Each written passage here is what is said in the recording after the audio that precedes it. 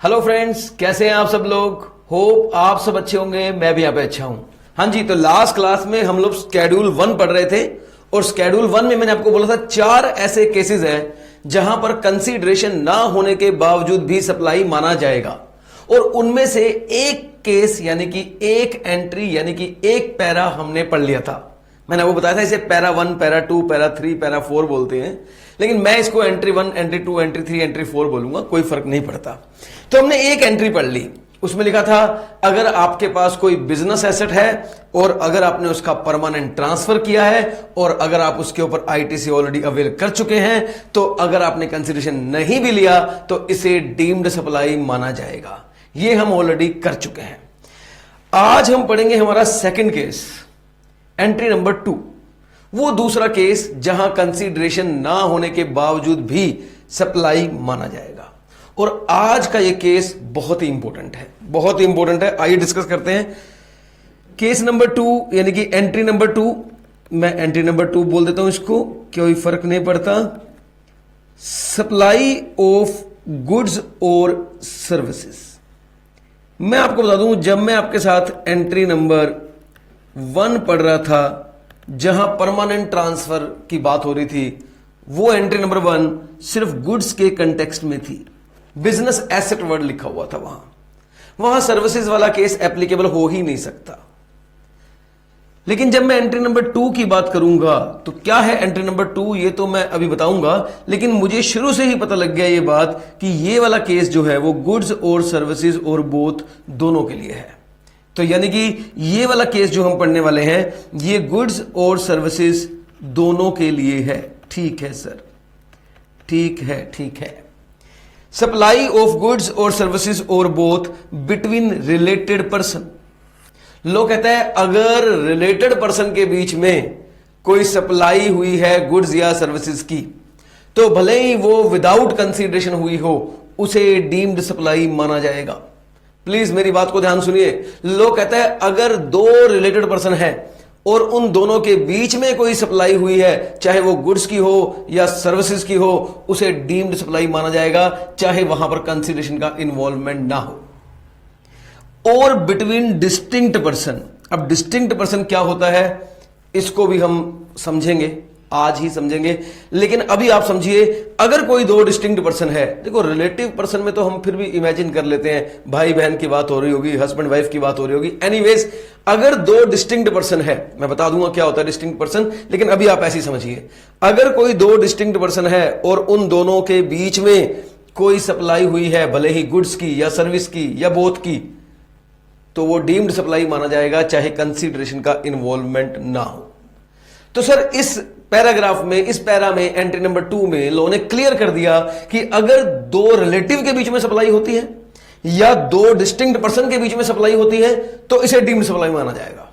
इसे deemed supply माना जाएगा and it is liable to GST even if there is no consideration, but it should be in the course और furtherance of business. ये लिखा हुआ है when it is made in the course और furtherance of business. बस ये in the course और furtherance of business होना चाहिए। एंट्री नंबर 1 तो था ही इन द कोर्स और फर्दरेंस ऑफ बिजनेस, क्योंकि आप अपनी बिजनेस एसेट को परमानेंट ट्रांसफर कर रहे थे, तो obviously it is in the course और फर्दरेंस ऑफ बिजनेस। लेकिन वहां पर उन्होंने ये वर्ड लिखा नहीं, क्योंकि वहां पर एक टेक्निकल वर्ड आता है कि आप डोनेट कर रहे हैं स्कूल को और वहां बड़े सारे इश्यू उठ सकते हैं, तो वो वर्ड उन्होंने यूज नहीं किया। लेकिन यहां पर क्लियर है when made in the course और furtherance of business as specified in section 25। ये क्या है, जो डिस्टिंक्ट पर्सन है उसकी जो डेफिनेशन है वो आपको डिफाइंड है सेक्शन 25 में, रजिस्ट्रेशन का चैप्टर है, वहां डिफाइंड है। आइए सर मैं आपके साथ डिस्कस करता हूं, जैसे जैसे मैं डिस्कस करता जाऊंगा आपको क्लैरिटी बढ़ती जाएगी। हाँ जी सर, आइए डिस्कस करते हैं। एक, अब सर यहां पर एक तो मुझे यह जानना है कि रिलेटेड पर्सन कौन होते हैं।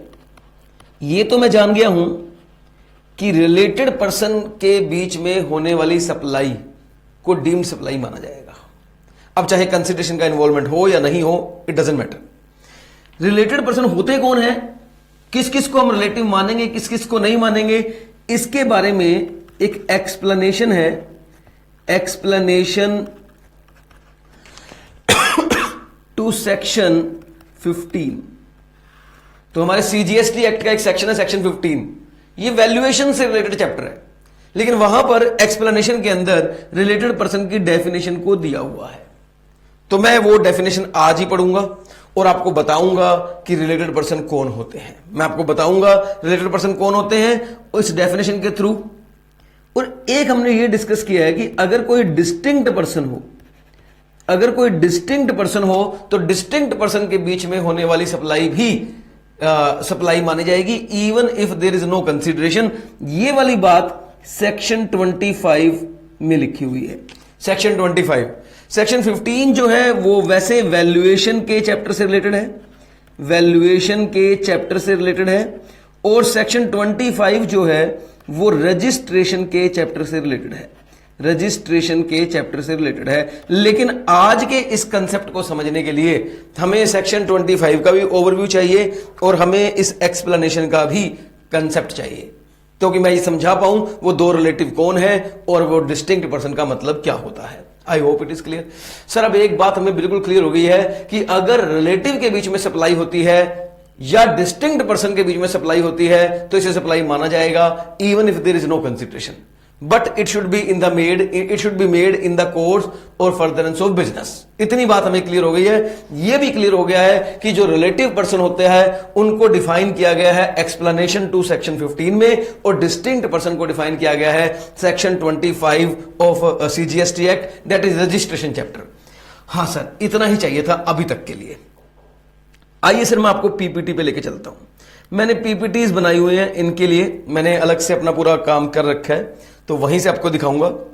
Section 7 subsection 1 clause C entry number 2। Yes, section 7 subsection 1 clause C ही हम पढ़ रहे हैं और इसमें हम लोग स्केड्यूल 1 पढ़ रहे हैं। यस सर, एंट्री नंबर 2 आज पढ़ने जा रहे हैं।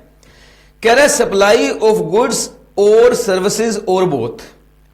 अगर आप कोई सप्लाई करते हैं भले गुड्स की या सर्विसेज की या बोथ की, बिटवीन द रिलेटेड पर्सन या फिर बिटवीन द डिस्टिंक्ट पर्सन, ये सप्लाई आप बिटवीन रिलेटेड पर्सन कर रहे हैं या बिटवीन डिस्टिंक्ट पर्सन कर रहे हैं, when made in the course और furtherance of business, when made in the course और फर्दरेंस ऑफ बिजनेस, आगे मैं लिख देता हूं, then it shall be deemed supply, then it shall be deemed supply even if there is no consideration। भले ही ना consideration ना हो, यहां पर डीम्ड सप्लाई तो माना ही जाएगा। दो एग्जाम्पल दिखाता हूं बहुत सिंपल तरीके से, कंसेप्ट को एज इट इज ड्राफ्ट किया है एग्जाम्पल के थ्रू। एक रिलेटेड पार्टी है, वो दूसरी रिलेटेड पार्टी को सप्लाई करती है, यानी कि this supply is between the related party. Without consideration supply है, यानी कि एक तरह से गिफ्ट है। इन द कोर्स और फर्दरेंस ऑफ बिजनेस है, लोग कहता है इट इज सप्लाई, बात खत्म, it is supply. Very simple, very very simple, concept को समझना बिल्कुल easy, it is supply. Example number 2, दो डिस्टिंक्ट पर्सन है, DP1 DP2। मैंने बस DP जो वर्ड है वो शॉर्ट फॉर्म ले लिए, आप इसको फुल फॉर्म में समझें। डिस्टिंक्ट पर्सन क्या होता है, डिस्टिंक्ट पर्सन हम आज पढ़ेंगे। दो डिस्टिंक्ट पर्सन है, DP1 DP2, इन दोनों में सप्लाई होती है, विदाउट कंसिडरेशन है, लोग कहता है it is supply, then it is supply, ये सप्लाई माना जाएगा। ओके सर, सप्लाई अगर होती है between related party, between related party या बिटवीन नॉन रिलेटेड पार्टी। अब मैंने थोड़ा सा एनालाइज किया है, थोड़ा डायग्राम बनाया है ताकि आप एनालाइज कर सके। मैं एक छोटा सा क्वेश्चन पूछूंगा, बड़ा इंपॉर्टेंट है यहां पे, चलिए मैं थोड़ा पहले समझा देता हूं। सर देखिए, आमतौर पे बिना कंसीडरेशन को सप्लाई नहीं माना जाता, बिल्कुल सही बात है। सेक्शन 7 सबसेक्शन 1 क्लोज ए, जो कि एक जनरल सेक्शन है सप्लाई का, वो ये कहता है देखिए आमतौर पे बिना कंसीडरेशन को सप्लाई नहीं माना जाएगा। हमने कहा जी हम जानते हैं, आखिरकार कंसीडरेशन सबसे इंपॉर्टेंट चीज है, जब कंसीडरेशन नहीं है तो सप्लाई नहीं है। बोले लेकिन अगर दो रिलेटिव के बीच में सप्लाई है तो फिर सप्लाई माना जाएगा। हमने कहा ऐसा क्यों? देखिए सर, लॉजिक समझना, बड़ा सिंपल सा कॉन्सेप्ट है। यहां मैनिपुलेशन के चांसेस है, यहां मैनिपुलेशन के चांसेस है। अब मान लीजिए मेरी हैंडबैग की दुकान है, हैंडबैग समझते हो, हैंडबैग, लेडीज हैंडबैग की दुकान है मेरी, ठीक है। मेरी शॉप पे मेरी वाईफाई, और लोग तो आते हैं तो वो पूछते हैं बैग कितने का है, कितने में लगा दोगे, अरे आप तो 2000 का कह रहे हो, 1500 का दे दो, ऐसी वैसी बातें होती हैं। वो तो आई, बैग उठाई और लेके चली गई। बैग उठाई और लेके, मैं तो ये भी नहीं पूछ पाया भाई बैग क्यों उठाया, ये भी पूछ नहीं पाया अब तुम वापस जा रही हो, ये वो। भाई बैग उठाया, बोली बस ये बैग मैं रख रही हूं और लेके चलती बनी। अब ये सप्लाई हो गई बिटवीन टू रिलेटेड पर्सन। मान लीजिए वाइफ रिलेटिव है, मैं भी रिलेटिव हूं, तो ये बिटवीन टू रिलेटिव पर्सन हो गया, सप्लाई ऑफ गुड्स हो गया। लोग कहता है भाई ये तो झूठा काम है, आप ये पैसे घर जाके ले लोगे, ये तो जीएसटी बचाने के लिए अपनी वाइफ को आगे कर लिया, मालूम है बिना कंसिडरेशन घर ले जाएगी, कोई बात नहीं, घर जाके सेटलमेंट कर लोगे, वो आगे किसी और को दे देगी, सेल कर देगी घर जाके। तो ऐसा कुछ होने वाला है हमें लगता है, क्योंकि रिलेटिव पार्टी में सेटलमेंट हो सकती है। वाइफ की जगह अगर वो कोई मेरा और रिलेटिव होता है जो रिलेटिव में आता है, मान लीजिए जो रिलेटिव में आता है, तो मैं उसे बोलता है एक बार तुम ले जाओ घर जाके, मुझे कैश दे देना, इससे जीएसटी बच जाएगा, अगर मैं तुम्हें यहां दूंगा तो जीएसटी लगेगा। तो इस तरीके से लोग मैनिपुलेट ना करें कि वो अपने रिलेटिव को दिखा दें कि गिफ्ट दिया है या फ्री ऑफ कॉस्ट दिया है और बाद में जाके वो पैसों का मैनिपुलेशन कर रहे हैं। तो ऐसी चीज को रोकने के लिए उन्होंने बोला कि अगर सप्लाई बिटवीन रिलेटिव पार्टी होती है तो भले ही कंसिडरेशन ना हो, हम तो सप्लाई मानेंगे, क्योंकि सर यहां चांसेस है मैनिपुलेशन के। नॉन रिलेटिव में ऐसे चांसेस नहीं है। आखिरकार मैं एक अननोन स्ट्रेंजर ग्राहक को क्यों बोलूंगा कि आप एक बार ले जाओ, मैं पैसे घर आके ले लूंगा आपसे, तब कर लेंगे, वो ऐसी बात क्यों मानेगा और मेरी रेपुटेशन डाउन होएगी कि मैं ऐसे काम कर रहा हूं जीएसटी बचाने के लिए। तो मैं अननोन स्ट्रेंजर या नॉन रिलेटिव पार्टी के साथ ऐसा नहीं करूंगा। अगर मैं किसी नॉन रिलेटिव को विदाउट कंसिडरेशन दे रहा हूं, इसका मतलब मैं वाकई में ही इंटेंशनली उसे विदाउट कंसिडरेशन दे रहा हूं, फिर वहां जीएसटी बनता भी नहीं है। लेकिन अगर मैं किसी रिलेटिव को विदाउट कंसिडरेशन दे रहा हूं तो लो मानता है आपकी इंटेंशन कुछ और है और आप दिखा कुछ और रहे हो, इसलिए हम इसे सप्लाई मानेंगे। तो सर अगर सप्लाई होती है between relative party with consideration, अगर मान लो, अब मान लीजिए वो मेरी वाइफ है, वो पैसे देके गई है और बैग ले गई है, फिर तो कोई इश्यू ही नहीं है। विद कंसिडरेशन में तो ऑलवेज सप्लाई है, विद कंसिडरेशन तो ऑलवेज सप्लाई है ही है, वो तो एज पर सेक्शन 7(1)(a) ही है। फिर तो ये वाला केस आया ही ना। सेक्शन 7(1)(c) तभी लगता है जब कंसिडरेशन का इन्वॉल्वमेंट नहीं हो। लेकिन अगर विदाउट कंसिडरेशन है तो भी सप्लाई माना जाएगा। लोग कहते हैं रिलेटिव पार्टी को अगर आप बेचोगे तो चाहे विद कंसिडरेशन बेचो चाहे विदाउट कंसिडरेशन बेचो, सप्लाई माना जाएगा। बस विद कंसिडरेशन में ये सेक्शन 7 सबसेक्शन 1 क्लोज ए के हिसाब से माना जाएगा और विदाउट कंसिडरेशन में ये सेक्शन 7 सबसेक्शन 1 क्लोज सी के हिसाब से माना जाएगा। लेकिन अगर मैं नॉन रिलेटिव को बेचूं तो विद कंसिडरेशन तो सप्लाई है ही है, कोई इश्यू नहीं है, वो तो होता ही है। विद कंसिडरेशन तो सप्लाई है, लेकिन विदाउट कंसिडरेशन सप्लाई नहीं है। भाई अगर नॉन रिलेटिव है तो आपकी इंटेंशन ऑब्वियसली मैनिपुलेशन नहीं है वहां पे कोई, इसलिए अगर आप बिना कंसिडरेशन करेंगे तो हम इसे सप्लाई नहीं मानेंगे, क्योंकि सप्लाई को जनरली तभी माना गया है जब कंसिडरेशन हो। प्लीज टेल मी, इस पूरी डायग्राम का क्रक्स क्या निकला? इस पूरी डायग्राम का क्रक्स क्या निकला? इस पूरी डायग्राम का क्रक्स यही निकला कि अगर आप रिलेटिव पार्टी को बेचेंगे तो बिना कंसिडरेशन के भी सप्लाई मान लिया जाएगा। और यही बात तो शुरू में बोला गया। इस पूरी डायग्राम का क्रक्स क्या निकला? इस पूरी डायग्राम का क्रक्स यही निकला, अगर आप रिलेटिव पार्टी को भी बेचेंगे तो भी सप्लाई मान लिया जाएगा, तो सप्लाई मान लिया जाएगा चाहे कंसिडरेशन ना हो। एक्सप्लेनेशन, ये क्या है सर? सर अब मैं इस कंसेप्ट को आगे बढ़ाऊं इससे पहले मैं चाहता हूं मैं आपको रिलेटिव का डेफिनेशन करवा दूं, रिलेटिव की डेफिनेशन करवा दूं। और मैंने आपको बताया था रिलेटिव की डेफिनेशन गिवन है explanation to section 15 of CGST act 2017। Yes sir, ये वही एक्सप्लेनेशन है, ये वही एक्सप्लेनेशन है। बट सर मैं आपको बता दूं रिलेटिव की डेफिनेशन बहुत बड़ी डेफिनेशन है। लग रहा था कि शायद मैं बताऊंगा भाई बहन होते हैं, हस्बैंड वाइफ होते हैं, ऐसा नहीं है। इसके अलावा भी रिलेटिव की डेफिनेशन बड़ी टेक्निकल और बड़ी लेंथी है।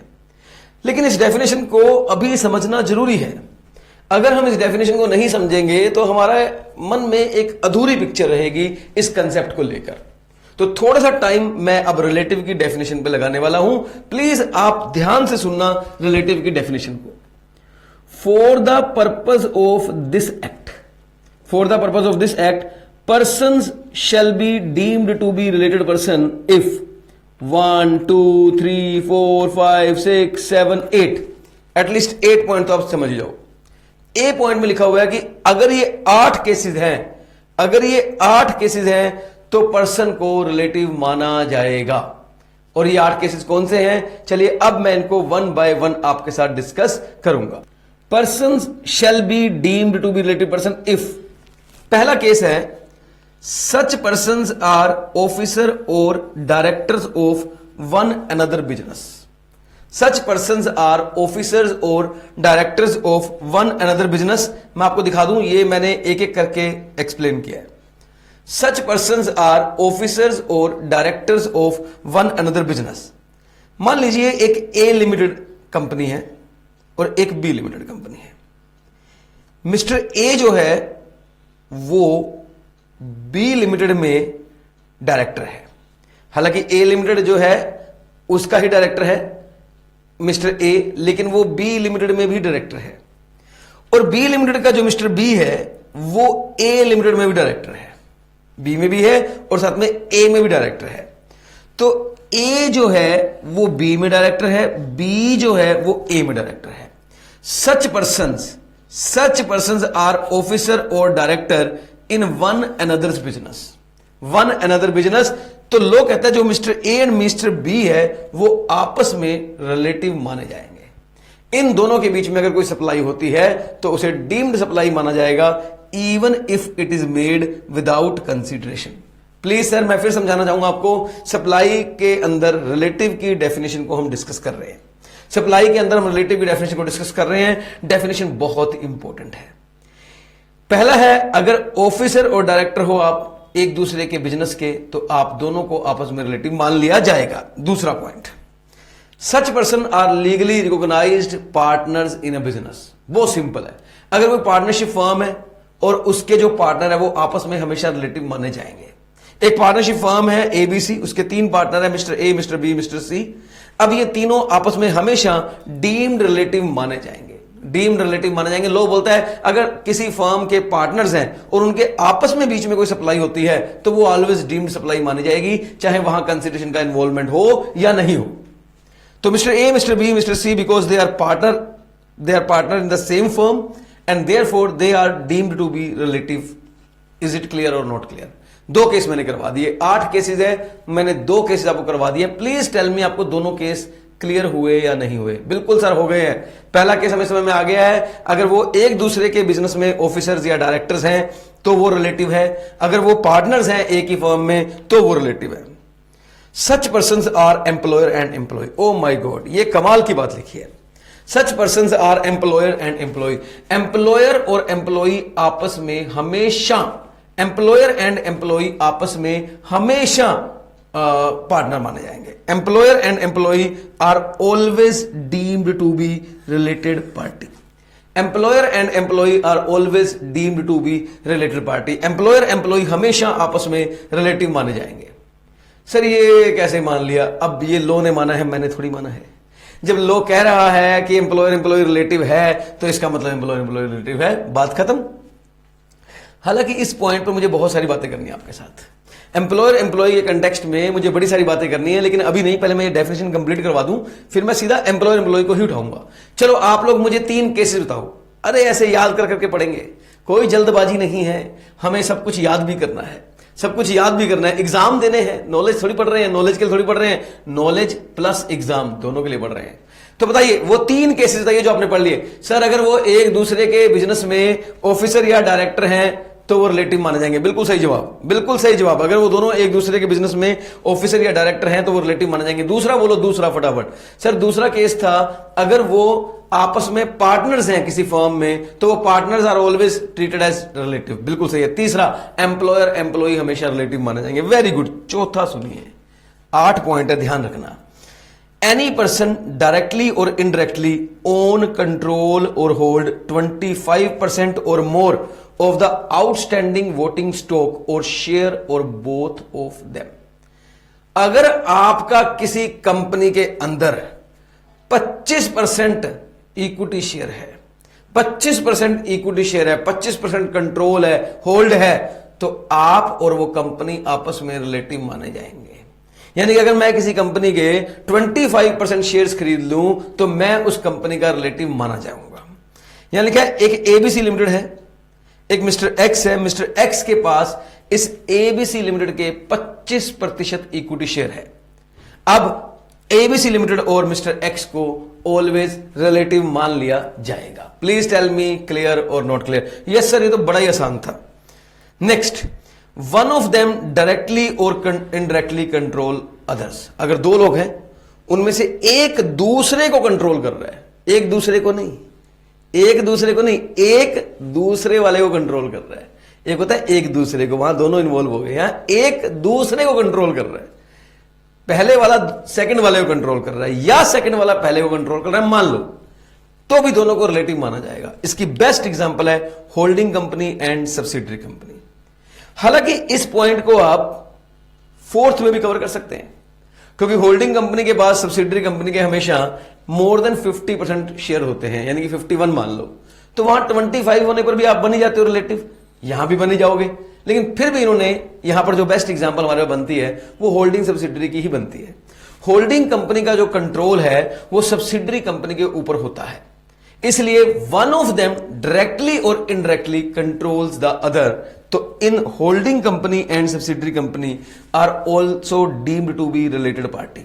सर 5 केसेस कर लिए हमने। हाँ जी बिल्कुल, 5 केसेस हमने कर लिए हैं, 5 केसेस हमने कर लिए। मैं केसेस के नाम गिनवा देता हूं आपको। ऑफिसर या director of each in each other firms या कंपनी, ऑफिसर या डायरेक्टर हो आप एक दूसरे के बिजनेस में, लीगली रिकॉग्नाइज्ड पार्टनर हो आप आपस में, तो भी मान लिया जाएगा। यस और नो, लीगली रिकॉग्नाइज्ड पार्टनर हो, 25% इक्विटी शेयर है, कंट्रोल है, एम्प्लॉयर एम्प्लॉई है, ये 5 पॉइंट आपने पढ़ लिए हैं। 6th, both of them directly और indirectly controlled by third person. अब इसका मतलब क्या है? दो लोग हैं, दोनों किसी तीसरे से कंट्रोल हो रहे हैं। दो लोग हैं, वो दोनों किसी तीसरे से कंट्रोल हो रहे हैं, तो वो जो दोनों लोग हैं ना, वो भी आपस में रिलेटिव हैं। देखिए, एक एच लिमिटेड है, होल्डिंग कंपनी मान लो आप, एक S1 लिमिटेड है सब्सिडरी कंपनी, एक S2 लिमिटेड है सब्सिडरी कंपनी। होल्डिंग कंपनी का सब्सिडरी 1 में भी कंट्रोल है, सब्सिडरी 2 में भी कंट्रोल है। देखिए, ये दोनों तो आपस में रिलेटिव है पॉइंट नंबर 5 के हिसाब से भी, ये दोनों आपस में रिलेटिव है पॉइंट नंबर 5 के हिसाब से भी। पॉइंट नंबर 5 कहता है कि होल्डिंग सब्सिडरी जो है वो एक तरह से रिलेटिव ही होते हैं। तो भाई H लिमिटेड और S1 ये दोनों रिलेटिव है, ये मैं बात यहां पे नहीं कर रहा हूं, या ये दोनों रिलेटिव है ये बात मैं यहां पे नहीं कर रहा हूं, ये तो मुझे मालूम है। लोग कहते हैं अगर दो लोग दोनों किसी एक से कंट्रोल्ड हैं, तो वो दोनों लोग जो हैं, जो कंट्रोल हो रहे हैं, वो दोनों भी डीम्ड रिलेटिव हैं। यानी कि इस क्वेश्चन में S1 एंड S2 दोनों को डीम्ड टू बी रिलेटिव माना जाएगा, दोनों को डीम्ड टू बी रिलेटिव माना जाएगा। अब चलो मैं एक एग्जांपल के लिए आपको समझाता हूं। एग्जांपल से आदमी को ना ज्यादा क्लैरिटी आती है। ये एग्जांपल सारी पढ़ाई वाली है ना, पढ़ाई वाली एग्जांपल बड़ी मुश्किल हो जाती है। सर क्या हुआ, जैसे मान लीजिए मैं मेरी एग्जांपल लूं या किसी ऐसी जनरल, अच्छा मेरी ले लेता हूं फन के लिए। एग्जांपल सत्य ऐसे कोई संबंध नहीं है, सिर्फ मजाक के समझा रहा हूं। अब मेरी वाइफ जो है सर, वो मुझे कंट्रोल करती है, तुम ये नहीं करोगे, तुम वो नहीं करोगे, तुम यहां नहीं जाओगे, तुम वहां नहीं जाओगे। मैंने कहा ठीक है मालकिन, जैसा आप कहें, मालकिन मतलब वाइफ को, जैसा आप कहें, कंट्रोल हो रहा हूं मैं। मैंने कहा बस एक बार मेरा बेटा हो जाए, फिर हम 2 लोग हो जाएंगे, ये अकेली होगी, हम दोनों मिलकर इसको कंट्रोल कर लेंगे, फिर हमारे दोनों की पावर हो जाएगी। मेरा बेटा हुआ, वो थोड़ा बड़ा हो गया, अब हम 2 टीम में आ गए हैं। अब पूछो क्या हो रहा होगा? हम दोनों मिलकर उसे कंट्रोल कर रहे हैं? नहीं, अब हम दोनों ही कंट्रोल हो रहे हैं उससे। पहले मैं अकेला हो रहा था, वो मुझे भी कंट्रोल करते, उसे भी, तू इतने बजे नहीं आएगा, मोबाइल नहीं चलाएगा, मुझे तो यहां नहीं जाएगा, वहां नहीं जाएगा। हे भगवान, एक आदमी एक लेडी दोनों को कंट्रोल कर रही है, मुझे भी और मेरे बेटे को भी। अच्छा, मैं और वो तो रिलेटिव थे, मेरा बेटा और वो तो रिलेटिव है, क्योंकि वो मुझे कंट्रोल कर रही है, मैं और वो रिलेटिव, वो मेरे बेटे को कंट्रोल कर रही है, वो और मेरा बेटा रिलेटिव। अब इस वजह से मैं और मेरा बेटा भी रिलेटिव माने जाएंगे, बिकॉज हम दोनों किसी एक से कंट्रोल हो रहे हैं, इसलिए मैं और मेरा बेटा दोनों रिलेटिव माने जाएंगे। We both are treated as relative. Please, इसी तरह की एग्जांपल आपको यहां पे दिखाई दे रही है। H लिमिटेड और S1 तो ऑलरेडी रिलेटिव हैं, H लिमिटेड और S2 तो ऑलरेडी रिलेटिव है, लेकिन क्योंकि दोनों एक से ही कंट्रोल हो रहे हैं, इसलिए दोनों रिलेटिव माने जाएंगे। हाँ जी, प्लीज टेल मी क्लियर और not clear. I hope it is clear. अच्छा, एक दिन क्या हुआ, मेरा बेटा मेरे पास आया, बोला मुझे एक बात बताओ, हम लोग मम्मी से इतना डरते क्यों हैं? मैं क्या बताऊं, मुझे खुद को नहीं पता क्यों डरते, बस डरते हैं डरते हैं, ये प्रथा है, ये हिंदुस्तान के नियम है, सभी आदमियों को डरना पड़ता है। बोला ऐसे नहीं होता, हम दोनों विद्रोह करेंगे, हम दोनों मम्मी को कंट्रोल करेंगे। मैंने कहा ठीक है भाई। हम दोनों ने मिलकर कुछ करके उसको कंट्रोल किया, हम भी करने लगे, जो होगा हमारे हिसाब से होगा। अब हम दोनों मिलकर उसको कंट्रोल कर रहे हैं, हम दोनों मिलकर उसको कंट्रोल कर रहे हैं। टुगेदर दे डायरेक्टली और indirectly control the third person. Together they directly और indirectly control the third person. चलिए, ये तो एग्जाम्पल थी, मैं एग्जाम्पल को सही तरीके से लेता हूं। अगर मान लीजिए मैंने और मेरे दोस्त ने मिलकर एक ज्वाइंट वेंचर बनाया है, तो obviously joint venture third party हो गया। अब ज्वाइंट वेंचर है हमारा ही, है हम दोनों का, लेकिन वो है तो थर्ड पर्सन ना, थर्ड पर्सन माने ना उसको एज ए आर्टिफिशियल एंटिटी सही। तो मैं और मेरा दोस्त दो लोग मिलकर ज्वाइंट वेंचर बनाते हैं, दोनों लोग उस ज्वाइंट वेंचर को कंट्रोल करते हैं, तो पॉइंट बन जाएगा 7। टुगेदर दे डायरेक्टली और indirectly controlled a third person. Joint venture X Y limited है, एक्स भी मालिक है, वाई भी मालिक है, हम दोनों इसको कंट्रोल कर रहे हैं। अब हम दोनों भी डीम टू बी रिलेटिव माने जाएंगे।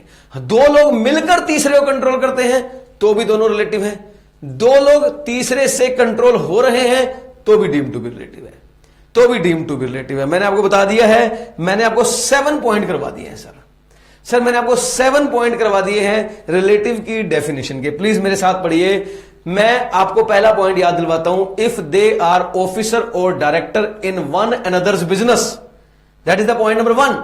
If they are legally recognised partners in a business, partners in a firm or partner in a business.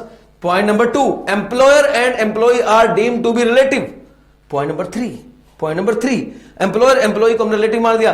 25% control है। पॉइंट नंबर 4, एक दूसरे को कंट्रोल करता है। पॉइंट नंबर 5, एक आदमी दो लोगों को कंट्रोल करता है, या ऐसे बोलो दो लोग एक से कंट्रोल हो रहे हैं। पॉइंट नंबर 6, दो लोग मिलकर एक को कंट्रोल कर रहे हैं। पॉइंट नंबर 7 पॉइंट मैंने करवा दिया जिन्हें रिलेटिव माना जाएगा।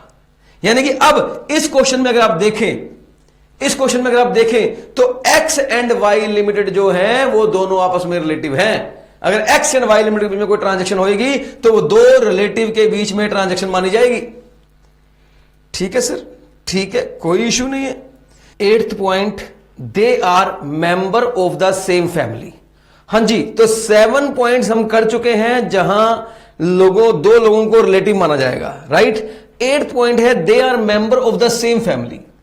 भाई जो फैमिली में लोग रहते हैं वो आपस में भी रिलेटिव माने जाते हैं, लेकिन क्वेश्चन ये आता है कि किस किस को रिलेटिव मानेंगे। क्या मामा जी रिलेटिव हैं, क्या वाइफ रिलेटिव है, क्या सिस्टर रिलेटिव है, क्या, मतलब ऐसे बड़े सारे क्वेश्चन हमारे माइंड में आता है कि आखिरकार रिलेटिव की डेफिनेशन में कौन कौन लोग आएंगे।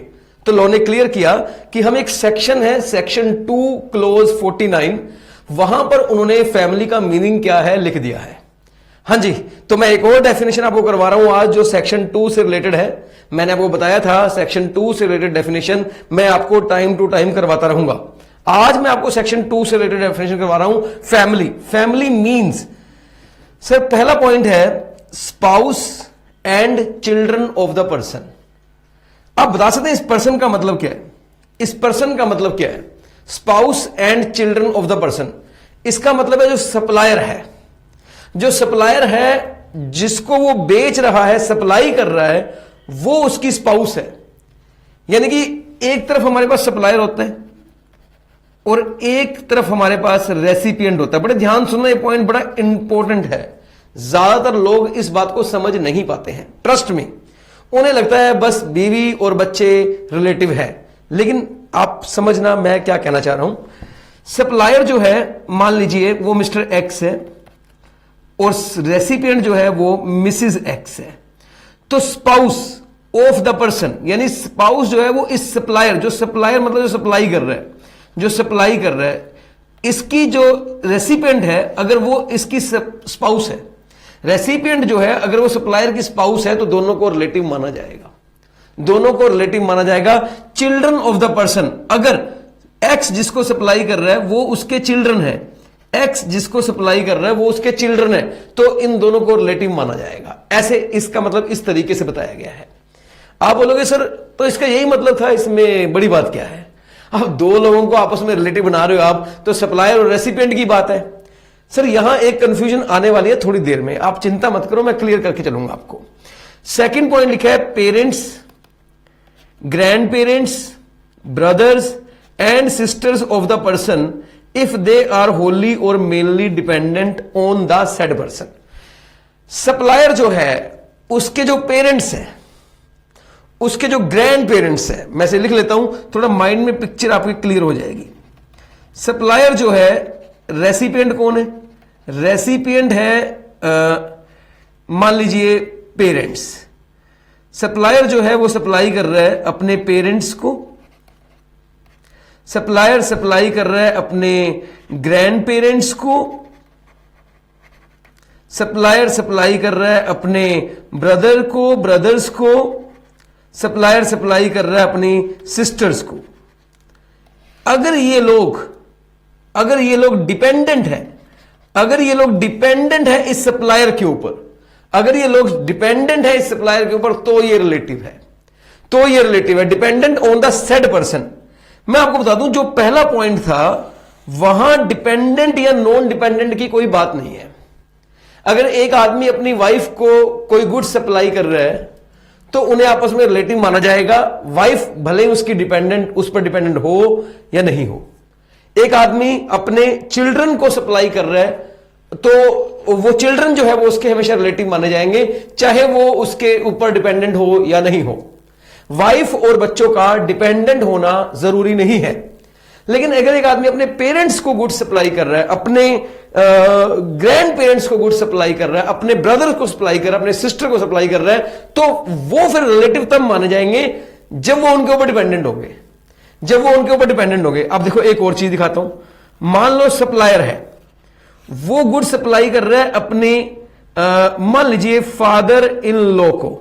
फादर इन लॉ का मतलब हो गया ससुर, और ये फादर इन लॉ जो है ना, ये इसके ऊपर डिपेंडेंट भी है, डिपेंडेंट भी है। क्या ये रिलेटिव माने जाएंगे? नहीं। सर क्यों? ये तो डिपेंडेंट है। डिपेंडेंट तो है लेकिन वो इस डेफिनेशन में नहीं आता। डेफिनेशन में भी तो आना चाहिए। पेरेंट्स लिखा है, सर फादर इन लॉ तो फादर के समान ही होता है। फादर के समान होता है, फादर नहीं होता। फादर का मतलब पिता, ससुर नहीं। ओके, तो फादर इन लॉ इस डेफिनेशन में ही नहीं है। तो अगर एक आदमी अपने फादर इन लॉ को सप्लाई करेगा तो फिर वो रिलेटिव नहीं है आपस में, उस केस में वो आपस में रिलेटिव नहीं है, और फिर ये सप्लाई को हम सप्लाई नहीं मानेंगे अगर ये विदाउट कंसीडरेशन है तो। ठीक है सर, समझ में आ गया? समझ में आ गया? नहीं आया आपको समझ? अभी आपको समझ नहीं आया, मैं आपको एग्जांपल्स के थ्रू समझाऊंगा। Example number 1, supplier mister A है, रेसिपिएंट मिसिज ए है। मिसिज ए मतलब मिस्टर ए की स्पाउस, मिस्टर ए की स्पाउस, ये इसको सप्लाई कर रहे हैं, और मिसिज ए जो है वो डिपेंडेंट नहीं है मिस्टर ए पर, मिस्टर ए पर डिपेंडेंट नहीं है। बताइए क्या ये सप्लाई दो रिलेटिव के बीच में मानी जाएगी? क्या ये सप्लाई दो रिलेटिव के बीच में मानी जाएगी? जवाब है yes, this supply deemed to be between relative and it will be treated as supply. फिर इसे सप्लाई मानेंगे even if it is made without consideration. हालांकि ये सप्लाई बिना कंसीडरेशन है, लेकिन तब भी इसे सप्लाई माना जाएगा क्योंकि ये दो रिलेटिव के बीच में है। वाइफ का डिपेंडेंट होना जरूरी नहीं है। मिस्टर एक्स सप्लायर है, वो अपने सन को सप्लाई करते हैं। मिस्टर एक्स अपने सन को सप्लाई करते हैं, और सन जो है वो मान लीजिए डिपेंडेंट है। मैं लिखूं ना लिखूं? सर मत लिखो, कोई फर्क नहीं पड़ता, हमें पता है सन चाहे डिपेंडेंट हो या नहीं हो, इससे कोई फर्क नहीं पड़ता, इससे कोई फर्क नहीं पड़ता। अब मत लिखिए, ये बिटवीन रिलेटिव है। ठीक है ठीक है ठीक है, मान लेता हूं। सप्लायर मिस्टर एक्स है, ये अपने फादर को गुड सप्लाई कर रहा है, और फादर जो है इसके ऊपर डिपेंडेंट नहीं है। ये बताइए क्या ये supply between two related party है? सर जवाब है नहीं। क्यों? सर फादर का रिलेटिव होना तभी माना जाएगा जब वो अपने सन के ऊपर डिपेंडेंट है, जब वो अपने सन के ऊपर डिपेंडेंट है। यहां फादर जो है वो डिपेंडेंट नहीं है। सपोज फादर जो है वो एक कंपनी सेक्रेटरी है, कंपनी सेक्रेटरी है, या चार्टर्ड अकाउंटेंट है, या कोस्ट मैनेजमेंट अकाउंटेंट है, वट एवर भाई खुद सेल्फ एम्प्लॉयड है, अच्छा खासा कमाते हैं, वो मिस्टर एक्स पर बिल्कुल भी डिपेंडेंट नहीं है। क्या ये सप्लाई बिटवीन रिलेटेड मानी जाएगी? नहीं sir, this supply shall not be deemed to be relative, shall not be between relative and will not be treated as supply if no consideration।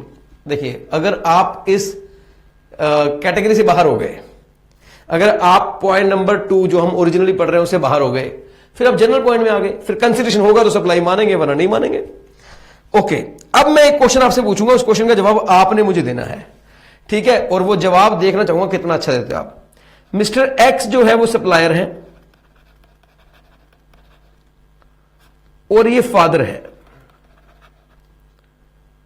ये अपने सन को, रेसिपिएंट जो है वो सन है,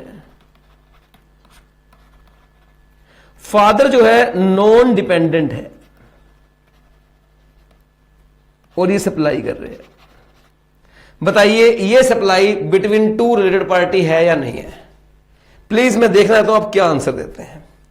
ये supply between two related party है या नहीं है? और फादर नॉन डिपेंडेंट है, फादर सन पर डिपेंडेंट नहीं है। सर स्टूडेंट कहता है जी ये supply between two relative party नहीं है। मैंने क्यों? कह रहा फादर डिपेंडेंट नहीं है। मैंने कहा आपका जवाब गलत है, ये supply between two relative party माना जाएगा, बिटवीन टू रिलेटिव पार्टी माना जाएगा। क्यों सर? फादर डिपेंडेंट नहीं है। फादर को सप्लाई की कहां है हमने? सर फादर ने तो सप्लाई की है ना। गलत पड़ गया ना, फैमिली का मीनिंग नहीं आता। फैमिली में लिखा है अगर सप्लाई पेरेंट्स को की गई है और वो सन पर डिपेंडेंट है, सप्लायर पर डिपेंडेंट है, तो रिलेटिव माने जाएंगे। यहां सप्लाई पेरेंट्स को की ही नहीं गई, यहां सप्लायर पेरेंट है, यहां सप्लाई सन को की गई है और सन देखने नहीं होता डिपेंडेंट है नॉन डिपेंडेंट है। This supply is not made to parents. Please मेरी बात समझो, वो स्पाउस, वो चिल्ड्रन, वो parents, brother, sister, grandparents लिखा था, वो रेसिपिएंट के पॉइंट ऑफ व्यू से लिखा था। वहां लिखा था parents, grandparents, brother, sister who are mainly dependent on the said person. Mainly dependent on the said person सन नहीं था, mainly dependent on the said person का मतलब था सप्लायर। कि फादर अगर सप्लायर पर डिपेंडेंट है और सप्लायर सन होगा तभी वो फादर है, सप्लायर सन होगा तभी वो फादर है। अब इस क्वेश्चन में सप्लायर सन है ही नहीं, सप्लायर फादर है, यानी कि सप्लाई फादर को की नहीं जा रही, सप्लाई सन को की जा रही, वो पॉइंट ही नहीं बना। ये थोड़ा सा घुमाने वाला पॉइंट है। ज्यादातर टीचर करवाएंगे नहीं सर, सीधा बोलेंगे फादर डिपेंडेंट है तो सप्लायर रिलेटिव है वरना नहीं है, ऐसे नहीं। एक और एग्जांपल लेता हूं, एक और अब मजेदार एग्जांपल। मिस्टर एक्स सप्लायर है और ये ग्रैंडफादर है, इन्होंने अपने ग्रैंडसन को सप्लाई किया है। अब बताओ क्या ये और ग्रैंडफादर जो है, मान लो ये ग्रैंडसन पे डिपेंडेंट है, ग्रैंडसन पे डिपेंडेंट है। अब बताओ सर ये रिलेटिव नहीं है। क्यों? रिलेटिव डेफिनेशन में नहीं आता। कैसे सर? यहां लिखा है ग्रैंडसन को सप्लाई किया गया है। क्या फैमिली की डेफिनेशन में ग्रैंडसन है? क्या फैमिली की डेफिनेशन में ग्रैंडसन है? नहीं, फैमिली की डेफिनेशन में ग्रैंड पेरेंट्स है, फैमिली की डेफिनेशन में फादर है, पेरेंट्स है, ग्रैंड पेरेंट्स है, ग्रैंडसन कहां है? ग्रैंडसन। सर अगर एक आदमी अपने ग्रैंड पेरेंट्स को सप्लाई करेगा तो फैमिली की डेफिनेशन काम आएगी। अगर ग्रैंड पेरेंट अपने ग्रैंडसन को सप्लाई करेंगे तो फैमिली की डेफिनेशन क्यों काम आएगी? फैमिली की डेफिनेशन में ग्रैंडसन है ही नहीं, ये दो रिलेटिव के बीच में पार्टी में नहीं है। ओके सर, अब क्लियर हुआ पॉइंट, वेरी गुड। पूरा आई होप आप लोगों को क्लियर हो गया होगा सर, आई होप। बस मैं ये कहना चाहता हूं जो फैमिली की डेफिनेशन है ना, वो रेसिपिएंट के पॉइंट ऑफ व्यू से देखना आपको, रेसिपिएंट के पॉइंट ऑफ व्यू से। सप्लायर एक्स है, रेसिपिएंट मदर इन लॉ है। एक आदमी अपनी सास को, अब आपको पता ही है ये सप्लाई नहीं मानी जाएगी क्योंकि रिलेटिव के बीच में नहीं है, क्योंकि मदर इन लॉ डेफिनेशन में ही नहीं है। रेसिपिएंट के पॉइंट ऑफ व्यू से देखना डेफिनेशन में कौन है कौन नहीं है। तो recipient mother in law definition में ही नहीं है, फैमिली की डेफिनेशन में, तो ये रिलेटिव के बीच में नहीं मानी जाएगी। और अगर कंसीडरेशन नहीं है तो हम सप्लाई क्यों मानेंगे? बात खत्म। हाँ जी, प्लीज टेल मी, आपको यहां तक क्लियर हुआ है नहीं हुआ? मैंने आपको रिलेटिव की डेफिनेशन कंप्लीट करवा दी और वहां पर मैंने आपको 8 पॉइंट करवा दिए हैं। वो officers in one another's business, legally recognised as partners, employer employee, 25% voting right, याद है, 1 person control the another person, 2 person controlled by third person, 2 person controlled another person, याद आया आपको, और एक they are member of the same family. मैंने आपको 8 point relative की डेफिनेशन के कंप्लीट करवा दिए हैं और मुझे पूरा यकीन है आपको ये 8 पॉइंट रिलेटिव की डेफिनेशन के क्लियर भी हो गए होंगे, डेफिनेटली क्लियर होंगे। हालांकि उसमें कुछ और भी बचा हुआ है, they are legal, they must be legal person and the sole agent, वो सब हम करेंगे, वो भी आगे आएगा। लेकिन यहां पर मुझे एक और डिस्कशन करनी है। पहले आप समझना, देखिए सर, मैं अब ना रिलेटिव की डेफिनेशन को 2 पार्ट में बांट रहा हूं, ये मैं अपनी मर्जी से बांट रहा हूं। रिलेटिव की डेफिनेशन को 2 पार्ट में बांट रहा हूं। एक मैंने आपको बताया था कि जो एम्प्लॉयर एम्प्लॉई है वो भी आपस में डीम्ड टू बी रिलेटिव माने जाएंगे। एम्प्लॉयर एम्प्लॉई हमेशा आपस में रिलेटिव माने जाएंगे, हां। और एक मैं डेफिनेशन लिख देता हूं, अदर रिलेटिव। अदर रिलेटिव का मतलब हो गया वो 7 पॉइंट्स जो बच गए। अभी आपने पढ़ा टोटल 8 पॉइंट्स थे, तो 8 पॉइंट में से एक पॉइंट को मैंने अलग कर लिया, एम्प्लॉयर एम्प्लॉई। क्यों अलग किया? क्योंकि इसकी ट्रीटमेंट में बाकी ट्रीटमेंट से अलग है, थोड़ा डिफरेंस है, वो डिफरेंस है क्या है मैं बता दूंगा, ठीक है। तो आप भी रिलेटिव की डेफिनेशन को अपने मन में बांट लो। आपने बोला भी 8 पॉइंट्स हैं जहां पर 2 लोगों को आपस में रिलेटिव मान लिया जाता है, सही बात है। 8 पॉइंट्स है जहां पर 2 लोगों को आपस में रिलेटिव मान लिया जाता है, ये आपके दिमाग में बात बैठ गई है। फिर आपने कहा इन 8 पॉइंट्स में क्या होगा, अगर 2 लोग रिलेटिव है और उनके बीच में अगर सप्लाई हुई है, चाहे गुड्स की या सर्विसेज की या बोथ की, चाहे गुड्स की या सर्विसेज की या बोथ की, उस केस में उसे सप्लाई माना जाएगा चाहे कंसिडरेशन ना हो। आपने ये दिमाग में बिठा लिया। अब अपने माइंड में क्या बिठाया, तीसरी बात, लेकिन जब एम्प्लॉयर एम्प्लॉई रिलेटिव है, उन 8 में से तीसरा पॉइंट था एम्प्लॉयर एम्प्लॉई। अगर एम्प्लॉयर एम्प्लॉई रिलेटिव है तो उसका ट्रीटमेंट बाकी रिलेटिव से अलग है। वो क्या है वो मैं आपको अब क्लियर करूंगा। आइए sir, supply between employer and employee, no consideration in the course और फर्दरेंस ऑफ बिजनेस। सप्लाई, अच्छा एक और बात क्लियर कर देता हूं, एक और बात मैं आपको क्लियर करना चाहूंगा। देखिए सर, हमने डिस्कस किया है कि employer and employee are deemed to be relative party, सही है। Employer employee are deemed to be relative party. Sir देखिए, एम्प्लॉई अगर सप्लाई करता है एम्प्लॉयर को, एम्प्लॉई सप्लाई करता है एम्प्लॉयर को, ठीक है, तो इसे नॉट अ सप्लाई माना जाएगा। स्टूडेंट कहते हैं कैसी बातें कर रहे हो, अभी आप ऊपर कह रहे हो कि एम्प्लॉयर एम्प्लॉई रिलेटिव है और 2 रिलेटिव के बीच में होने वाली सप्लाई को सप्लाई मान लिया जाएगा इवन विदाउट कंसिडरेशन। और आप यहां कह रहे हो कि एम्प्लॉई अगर एम्प्लॉयर को सर्विसेज देता है, सप्लाई ऑफ सर्विसेज करता है, मान लो ये लिख देता हूं, तो ये सप्लाई नहीं है। बिल्कुल सही कह रहा हूं मैं, तब भी सही कह रहा था और अब भी सही कह रहा हूं। सर एक ना स्केड्यूल है, एज पर स्केड्यूल 3, इस स्केड्यूल को हम फ्यूचर में पढ़ेंगे, डेफिनेटली पढ़ेंगे, आपको पता है। सेक्शन 7 सब सेक्शन 2 क्लोज ए में लिखा हुआ स्केड्यूल 3। स्केड्यूल 3 ने 8 एंट्रीज लिखी हुई है, 8 एंट्रीज।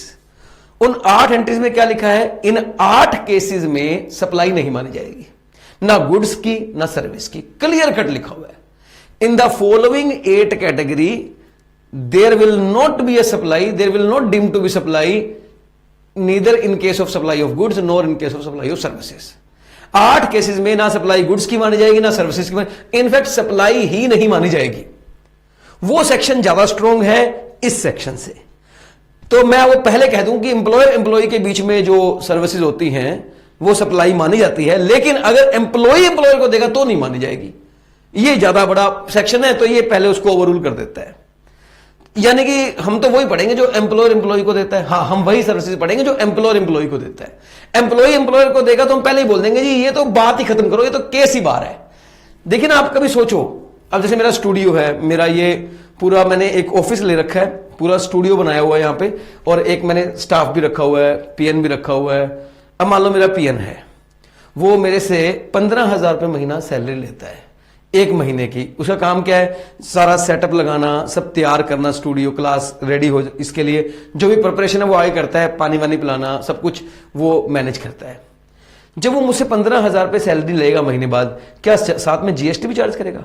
बोलेगा देखिए सर, मैंने आपको सर्विसेज दी, आप मुझे कंसिडरेशन दे रहे हो, मैं आपको सप्लाई ऑफ सर्विसेज कर रहा हूं, मैं जीएसटी चार्ज करूंगा। ऐसा नहीं होता। एम्प्लॉई लोग एम्प्लॉयर से जब सर्विसेज देते हैं और बदले में जो पैसे लेते हैं, उनके ऊपर जीएसटी चार्ज नहीं करते हैं, उनके ऊपर जीएसटी चार्ज नहीं करते हैं। I hope it is clear. हालांकि ये सब बातें हम शेड्यूल 3 में बहुत डिटेल में पढ़ेंगे।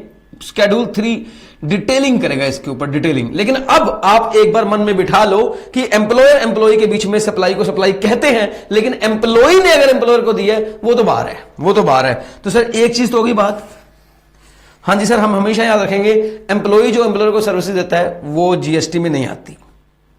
ठीक है, दूसरा सुनो, अगर एम्प्लॉयर एम्प्लॉय को दे तो, अरे ऐसा भी हो सकता है, हाँ क्यों नहीं हो सकता? एम्प्लॉयर एम्प्लॉय को सप्लाई ऑफ गुड्स या सर्विसेज करे तो सर इसे सप्लाई माना जाएगा। तो ये सप्लाई माना जाएगा। Deemed to be supply, deemed to be supply माना जाएगा, बिल्कुल माना जाएगा deemed to be supply. Even if no consideration, ना कंसिडरेशन हो तो भी सप्लाई माना जाएगा। क्यों? क्योंकि दोनों रिलेटिव हैं। एम्प्लॉयर एम्प्लॉय को हमने आपस में क्या माना है? हमने एम्प्लॉयर एम्प्लॉय को आपस में रिलेटिव माना है, तो फिर सप्लाई माना जाएगा। अब सुनो कैसे, एग्जाम्पल सुनना सर, प्लीज मेरी एग्जाम्पल सुनना, फिर मैं आपको दिखा दूंगा, बड़ा छोटा सा पॉइंट है, क्लियर हो जाएगा। मेरी शॉप है लैपटॉप की, ठीक है, मैं लैपटॉप की एग्जाम्पल ज्यादा ले लेता हूं, कोई बात, मैं कोई और भी ले सकता हूं, ऐसी बात नहीं है। मेरी लैपटॉप की शॉप है, मेरे पास बड़े सारे एम्प्लॉय काम करते हैं। एक एम्प्लॉय मुझे कहता है सर दिवाली आ रही है, मैंने कहा हाँ, बोला लैपटॉप गिफ्ट ही कर दो। मेरा एम्प्लॉय है वो। मैंने कहा यार बंदा काम बहुत करता है, बड़ा बिजनेस देता है मुझे करके, सारा दिन मेहनत करता है, वाकई में सैलरी तो उसकी बनती है। मैंने कहा इस दिवाली के मौके पर मैं तुम्हें एक लैपटॉप गिफ्ट करता हूं, ले। और वो लैपटॉप की कीमत है जी राउंड 30,000, ऐसे मान लो एक बार, वो लैपटॉप की कीमत है 30,000। तो मैंने अपने एम्प्लॉय को सप्लाई ऑफ गुड्स किया है, वो भी without consideration, and it is in the course of furtherance of business, क्योंकि मेरी लैपटॉप की ही दुकान है, क्योंकि मेरी लैपटॉप की दुकान है, तो it is in the course और फर्दरेंस ऑफ बिजनेस। मैंने मेरी लैपटॉप की दुकान, मैं दोबारा एग्जांपल देता हूं, मेरे पास एक मेरी लैपटॉप की दुकान है, मैंने मेरे एम्प्लॉय को एक लैपटॉप गिफ्ट किया है जिसकी कीमत 30,000 रुपए है। पहली बात, सप्लायर कौन है? एम्प्लॉयर। सप्लाई कौन है? एम्प्लॉय। रेसिपिएंट कौन है? Employee. Is it between two relative party? Yes. Will it be deemed to be supply? Yes. इसे सप्लाई माना जाएगा, इसे सप्लाई माना जाएगा even if no consideration. Consideration नहीं है, मैंने मेरे एम्प्लॉय को 30,000 वाला लैपटॉप गिफ्ट जो किया है, कोई उसने बदले में मुझे कुछ नहीं दिया, मैंने 30,000 वाला दे दिया लैपटॉप, कोई कंसिडरेशन नहीं, इसे सप्लाई माना जाएगा।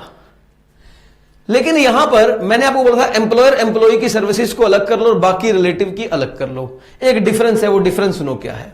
लोग कहते हैं अगर एक एम्प्लॉयर अपने एम्प्लॉय को गुड्स या सर्विसेज की सप्लाई करता है तो इसे सर्विसेज को डीम, इस सर्विसेज या गुड्स को डीम टू बी सप्लाई माना तो जाएगा, लेकिन तब जब वैल्यू 50,000 रुपए से ज्यादा हो। जैसे कि ये लैपटॉप 30,000 रुपए का है, जैसे कि ये लैपटॉप 30,000 का है, ये सप्लाई नहीं माना जाएगा। हालांकि माना जाना चाहिए, लेकिन नहीं माना जाएगा क्योंकि वैल्यू 50,000 से ज्यादा नहीं है। एग्जाम्पल दूसरी सुनो, मेरी दुकान है लैपटॉप की, वही दुकान है, वही एम्प्लॉय भी काम करता है। मेरी सिस्टर आ गई और वो सिस्टर मुझ पे डिपेंडेंट है, वो सिस्टर मुझ पे डिपेंडेंट है। मेरी सिस्टर आ गई, बोली भाई राखी आ रही है, मुझे एक लैपटॉप गिफ्ट कर दे। मैंने वही लैपटॉप उसको दे दिया। लैपटॉप 30,000 रुपए का है। ये सप्लाई भी तो बिटवीन टू रिलेटिव पार्टी है, ये सप्लाई भी तो बिटवीन टू रिलेटिव पार्टी है, हाँ है, इसे सप्लाई माना जाएगा। यहां 30,000 वाली कोई बात नहीं देखनी है, यहां मॉनेटरी लिमिट वाला कोई केस नहीं है। अगर एक एम्प्लॉयर नहीं, अगर एक आदमी अपने रिलेटिव को देगा अदर देन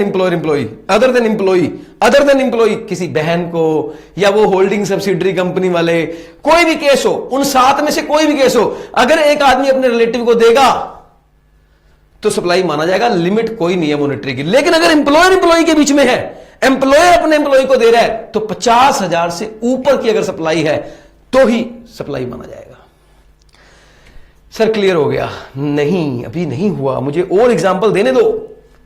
सर मैं एक एम्प्लॉयर हूं, मेरी दुकान है लैपटॉप की। मेरा एम्प्लॉय बोला सर लैपटॉप दे दो, गिफ्ट दे दो सर, गिफ्ट, दिवाली आ रही है। मैंने कहा ले ले यार, तेरे जैसे एम्प्लॉय कहां मिलते हैं, ये ले बेटा लैपटॉप। कितने का है? मैं 70,000 वाला लैपटॉप है, दे दिया मैंने गिफ्ट। क्या ये सप्लाई है? हाँ सर इस बार तो सप्लाई है। क्यों? सर एम्प्लॉय के बीच में है, मतलब रिलेटिव के बीच में है। 50,000 से ऊपर है, मतलब टैक्सेबल है। बिल्कुल सही जवाब, ये सप्लाई है। क्वेश्चन, सप्लाई कितने की है? 50 की है, 20 की है, या 70,000 की है? पूरी 70,000 को टैक्सेबल करोगे या 20,000 को टैक्सेबल करोगे? वहां लिखा था 50 से ऊपर का गिफ्ट होगा तो टैक्सेबल है, 50 तक टैक्सेबल नहीं है। बताओ, आंसर है होल 70,000 इज टैक्सेबल। पूरा 70 या तो टैक्सेबल होगा ही नहीं, या पूरा टैक्सेबल होगा। ये बात मेरी याद रख लेना। आइए आपको दिखा देता हूं, सब कुछ लिखा हुआ है, सब कुछ लिखा हुआ है। Supply between employer and employee, no consideration but in the course और फर्दरेंस ऑफ बिजनेस।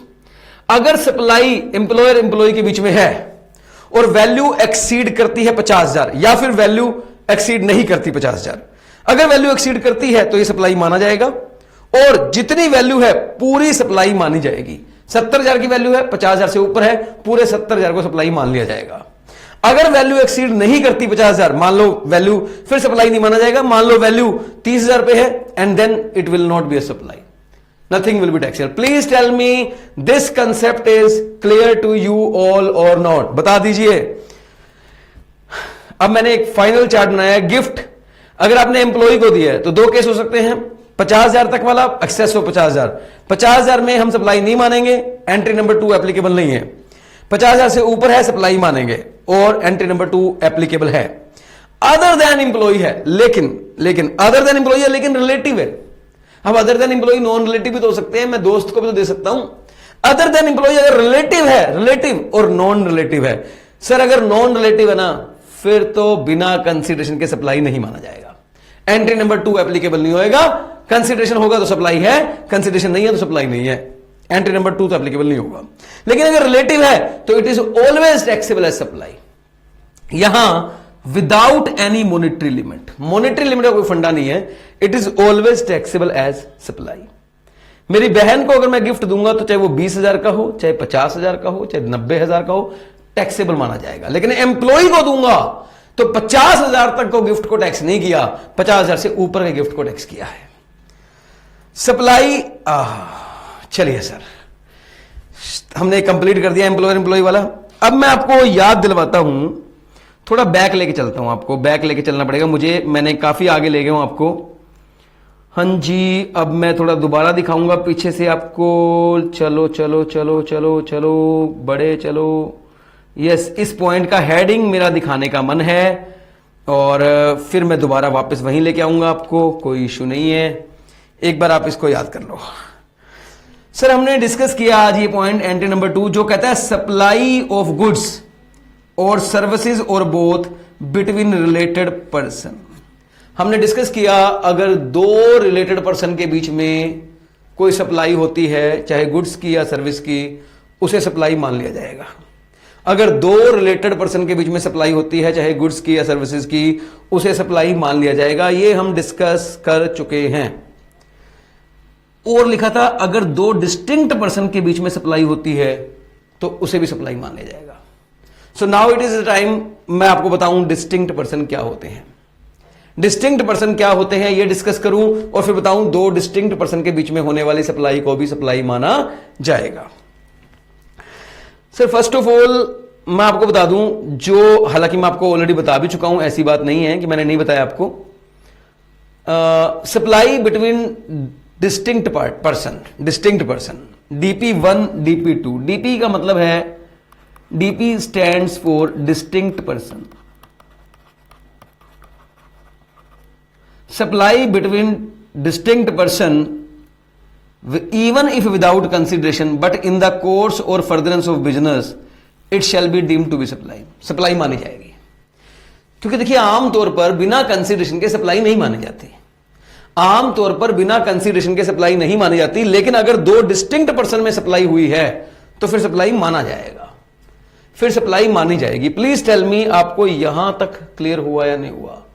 अब मुझे आपको बताना है कि आखिरकार डिस्टिंक्ट पर्सन का मीनिंग क्या होता है। मैंने आपको बताया था आज की क्लास में कि डिस्टिंक्ट पर्सन को डिफाइन किया गया है सेक्शन 25 में। सेक्शन 25 जो है वो रजिस्ट्रेशन का चैप्टर है। जब हम रजिस्ट्रेशन का चैप्टर पढ़ेंगे तब तो हमें सेक्शन 25 को डिटेल में पढ़ना ही पढ़ना है, लेकिन आज मैं, क्योंकि मुझे ये टॉपिक आज करवाना है, तो मैं डिस्टिंक्ट पर्सन का एक ओवरव्यू आपको लेकर चलूंगा कि आप डिस्टिंक्ट पर्सन का मीनिंग समझ जाएं।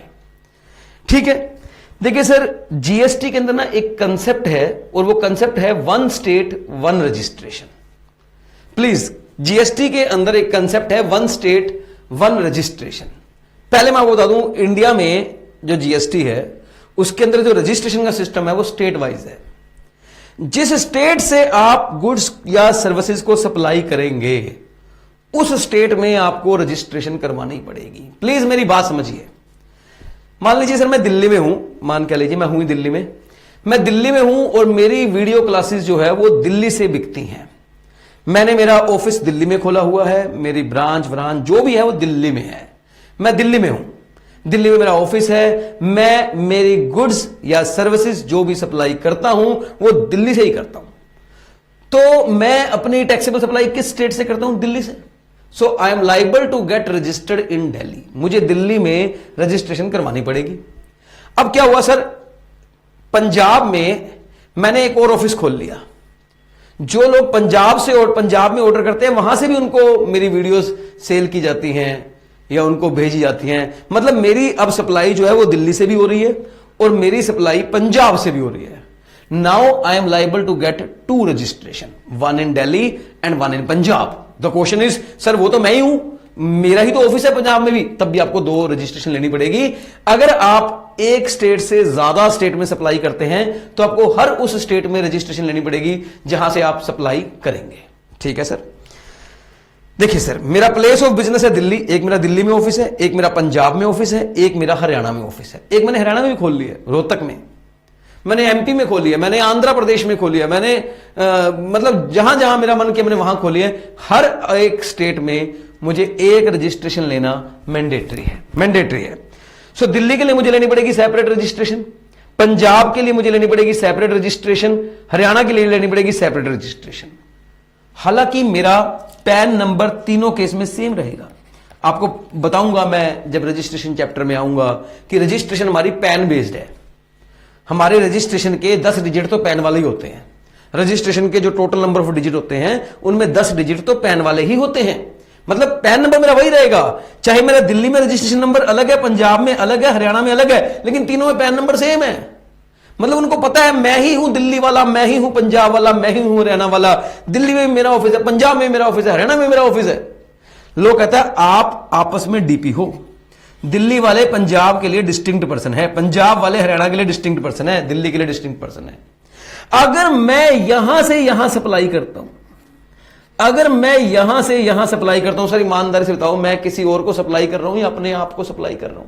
सर प्रैक्टिकली देखोगे तो अपने आप को सप्लाई कर रहा हूं, क्योंकि ये भी पैन नंबर वही है, वो भी पैन नंबर वही है, यहां भी मैं ही हूं, वहां भी मैं ही हूं, हर जगह मैं हूं। Just kidding. तो दिल्ली से अगर पंजाब सप्लाई हो रही है लेकिन 2 डीपी के बीच हो रही है, 2 डीपी के बीच हो रही है, लोग कहते हैं इस सप्लाई को हम सप्लाई मानेंगे। Even if no consideration, even if no consideration. Generally बिना कंसिडरेशन के सप्लाई होती नहीं ना, लेकिन यहां लोग कहते हैं ना है कंसिडरेशन तो ना सरी, हम तो सप्लाई मानेंगे। मैंने कहा अरे मैं सेल नहीं कर रहा। देखिए एक वर्ड होता है सेल, एक वर्ड होता है सेल, एक वर्ड होता है सेंड। डिफरेंस होता है दोनों में। हां सर डिफरेंस होता है, बेचना और भेजना हिंदी में तो बड़ा मजेदार वर्ड है, बेचना, भेजना। मैंने कहा सर पंजाब वाले से ब्रांच से मुझे ऑर्डर आया है कि आगे ऑर्डर आ रहे हैं पेन ड्राइव भेजो, मैं तो अपनी ही ब्रांच को पेन ड्राइव भेज रहा हूं, मैं तो अपनी ही। बोले हम तो जीएसटी लगाएंगे उसके ऊपर। आप बोलोगे सर वैल्यू कैसे निकालोगे आप, पंजाब वाले कौन सा पैसे दे रहे हैं, वो वैल्यूएशन के चैप्टर में बात करेंगे। सर पंजाब जीएसटी वाले कह रहे भाई हम तो सप्लाई मानेंगे, हम तो जीएसटी लगाएंगे। कल को पंजाब वाले जब इस पेन ड्राइव को अपने लोकल कस्टमर को बेचेंगे तो उन्हें बोलना वो क्रेडिट ले लेंगे, आईटीसी ले लेंगे, वो अलग बात है, आईटीसी ले लो, लेकिन इसे तो हम सप्लाई मानेंगे। एक क्वेश्चन पूछूंगा सर, क्या, हिंदी में लिख रहा हूं क्या, भाई जिन लोगों को हिंदी नहीं आती, बहुत सारे स्टूडेंट मेरे ऐसे भी हैं जो कर्नाटक साइड से, साउथ साइड से हैं, उनको हिंदी नहीं आती लेकिन फिर भी वो मुझे सुनते हैं, thank you so much for this. उनके लिए बोल रहा हूं क्या लिखा हुआ है। कभी क्या होता है ना, हमारे जो साउथ वाले होते हैं उनको इंग्लिश आती है, हिंदी नहीं आती, लेकिन वो लोग हिंदी समझते हैं, ऐसी बात नहीं है, हिंदी पढ़ नहीं पाते ज्यादा, हिंदी की उनकी रीडिंग कमजोर हो सकती है लेकिन लिसनिंग प्रॉपर होती है। मेरा क्वेश्चन है क्या स्टॉक ट्रांसफर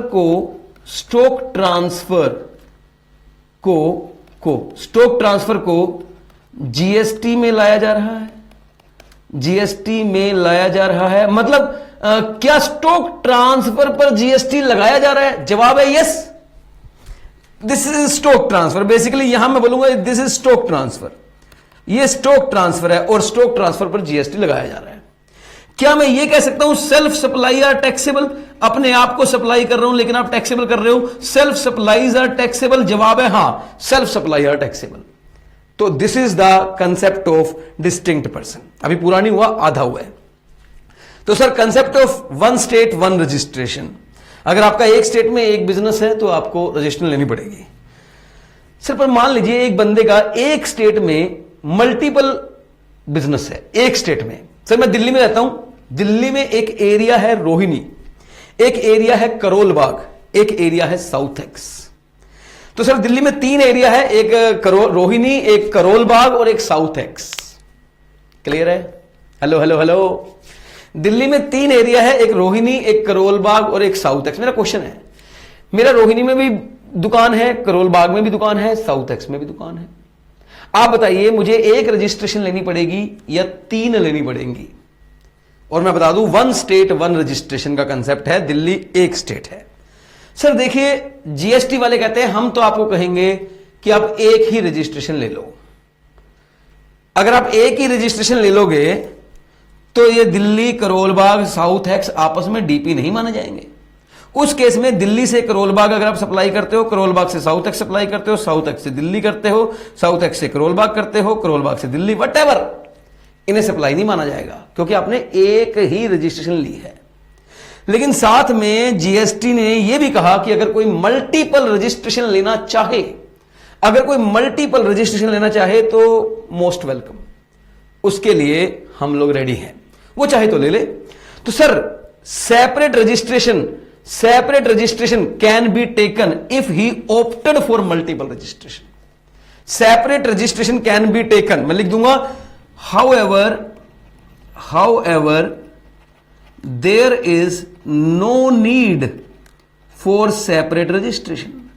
हालांकि सेपरेट रजिस्ट्रेशन की कोई नीड तो नहीं है, कोई नीड तो नहीं है। however there is no need for separate registration but if he opt for separate registration, अगर वो चाहता है separate registration, he can take separate registration, he can take separate registration, वो सेपरेट रजिस्ट्रेशन ले सकता है। अगर वो चाहता है तो ले लो, अगर ले लेगा तो क्या होगा, फिर डीपी बन जाएंगे। सर अगर आपने सेपरेट रजिस्ट्रेशन ले ली फिर डीपी बन जाएंगे, फिर यहां से यहां सप्लाई होगी तो इस सप्लाई को टैक्सेबल किया जाएगा, इस सप्लाई को टैक्सेबल किया जाएगा। सर 2 साल पहले यहां पर भी एक मतलब अलग लॉ था, अब अमेंडमेंट हो गई, अब तो अब जो पढ़ रहे हो वो तो लेटेस्ट है। 2 साल पहले ऐसा था कि अगर बिजनेस वर्टिकल डिफरेंट हो तो सेपरेट रजिस्ट्रेशन मिल सकती है। ये ऑप्शन भी एक कंडीशन के साथ थी। कंडीशन ये थी कि मान लो यहां आपका मोबाइल का बिजनेस है, यहां भी आपका मोबाइल का बिजनेस है, तो आपका बिजनेस वर्टिकल सेम है। बिजनेस वर्टिकल एक वर्ड था, बिजनेस वर्टिकल मतलब बिजनेस की नेचर, बिजनेस की नेचर, और इसकी डेफिनेशन थी सेक्शन 2 क्लोज 18 में। अगर आपका बिजनेस वर्टिकल सेम है तो नहीं मिलेगा, लेकिन अगर यहां मोबाइल है, यहां फर्नीचर का बिजनेस है आपका, तो सेपरेट हो जाएगा, फर्नीचर की सेपरेट मिल जाएगी। तो ऐसा था। अब इन्होंने ये डेफिनेशन को डिलीट कर दिया। आज आप सेक्शन 2 क्लोज 18 ढूंढेंगे, वो डिलीटेड है, वो आपको डेफिनेशन नहीं मिलेगी मेरे दोस्त, नहीं मिलेगी। तो अब क्या है, अब सर बिजनेस वर्टिकल कोई फंडा नहीं है, चाहे सेम बिजनेस हो। आज आप अगर सेपरेट रजिस्ट्रेशन लेना चाहते हो तो ले सकते हो, कोई इशू नहीं है। ओके सर, तो सर मैंने 7(1)(c) कंप्लीट कर दिया। तो ये डिस्टिंक्ट पार्टी थी, अगर डिस्टिंक्ट पर्सन के बीच में सप्लाई होती है तो इन्हें भी रिलेटिव माना जाएगा, सॉरी डिस्टिंक्ट माना जाएगा और सप्लाई मानी जाएगी even if without consideration. So finally we have done थोड़ा बुक से दिखा दूं एक बार, बुक में अच्छा खासा लिखा हुआ है यार। Oh my God, yes, supply of goods और सर्विसेज और बोथ बिटवीन रिलेटेड पर्सन और between distinct person as specified in section 25 when made in the course और फर्दरेंस ऑफ बिजनेस। थोड़ा डायग्राम मैंने यहां भी बनाए हैं। रिलेटिव पार्टी है, सप्लाई माना जाएगा। एम्प्लॉयर एम्प्लॉई है तो भी रिलेटिव माना जाएगा। 50,000 तक नोट है सप्लाई, 50,000 से ऊपर है तो सप्लाई माना जाएगा। Employer employee deem to be relative माना जाएगा। ये 50,000 की लिमिट सिर्फ एम्प्लॉयर एम्प्लॉई के लिए है, अदर रिलेटिव्स के लिए नहीं है। DP1 है, DP2 है, ये सप्लाई माना जाएगा, प्रोवाइडेड दैट वो सेम लिखा हुआ है, ये सेम आप चाहो तो this is same.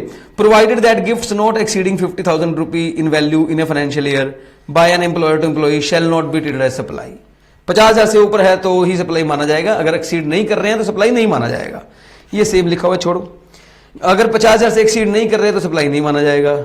Then supply of goods और services both between related person और between distinct person in the course or further shall be treated as supply even if there is no consideration. Same to same लिखा हुआ sir. ये paragraph पढ़ना चाहो तो पढ़ सकते हो। Self supply are also taxable under GST। Sir जो PPT में पढ़ाया ना मैंने आपको, एंड है सर, वो डिटेल है सर, उससे ऊपर कुछ नहीं है। आप कोई मर्जी किताब उठा लो, उससे ऊपर कहीं कुछ नहीं है। Self supply are also taxable. Interstate self supply such as stock transfer, branch transfer, consignment sale shall be taxable under IGST even though such transaction may not involve payment of consideration। इसने interstate supply word इसलिए किया है use, ये बात intrastate supply के लिए भी है, लेकिन इंट्रास्टेट सप्लाई में फिर आपको बताना पड़ेगा कि अगर वो ऑप्शनली लेगा सेपरेट रजिस्ट्रेशन तो ही वो फिर सप्लाई माना जाएगा ना, पहले सेपरेट रजिस्ट्रेशन तो ले। लेकिन इंटरस्टेट सप्लाई यानी कि एक स्टेट से दूसरी स्टेट में तो सेपरेट रजिस्ट्रेशन लेना मैंडेटरी है। चॉइस थोड़ी है, मेरा बिजनेस दिल्ली और पंजाब में है, मैं 2 रजिस्ट्रेशन लूं या 1, 2 ही लेनी पड़ेंगी। लेकिन दिल्ली में 1 से ज्यादा है तो मेरी चॉइस है। ये बात इसने नीचे लिखी है। Every supplier is liable to register under GST law in the state और UT from where he makes a taxable supply of goods और सर्विस और both in terms of section 22 of CGST act. Section 22 of CGST act ये बात कहता है कि अगर कोई बंदा जिस स्टेट से सप्लाई करेगा उसे वहां रजिस्ट्रेशन लेनी पड़ेगी। However intrastate supply are not taxable. वो कह रहा है इंट्रास्टेट सप्लाई जो है वो नहीं टैक्सेबल है। अगर उसमें एक ही स्टेट में बहुत सारे बिजनेस है और आप एक दूसरे को सप्लाई करते हो वो टैक्सेबल नहीं है। लेकिन अभी क्या बोलेगा, बट अगर आपने registration within the same state separately ली है taken for each business place of then stock transfer from one place to another place of business within the same state shall be taxable under CGST and SGST या UTGST। हां, अगर आपने separate registration ले ली है तो फिर taxable है, even though such transfer is without any consideration. 2 इसमें एग्जांपल दे रखी है मैंने, very very simple example. Gift का चार्ट बिल्कुल वही है जो मैं दिखा चुका हूं आपको, दिखा चुका हूं। और उसके बाद नेक्स्ट पॉइंट है, ये तो नेक्स्ट पॉइंट है, इसको तो छोड़ ही दो आप। तो सर 2 एग्जांपल मैंने दी है, ये आप खुद पढ़ लेना, बहुत ही सिंपल एग्जांपल है। मैंने इतनी सारे एग्जांपल पढ़ा दिए आपको अंदर, तो ये 2 एग्जांपल तो कुछ भी नहीं है। चलिए सर, आई होप आप लोगों को ये पॉइंट क्लियर हो गया है। तो मैंने आपको जो हमारा सेक्शन 7(1)(c) है उसके 2 पॉइंट्स करवा दिए हैं जहां विदाउट कंसीडरेशन भी सप्लाई माना जाता है।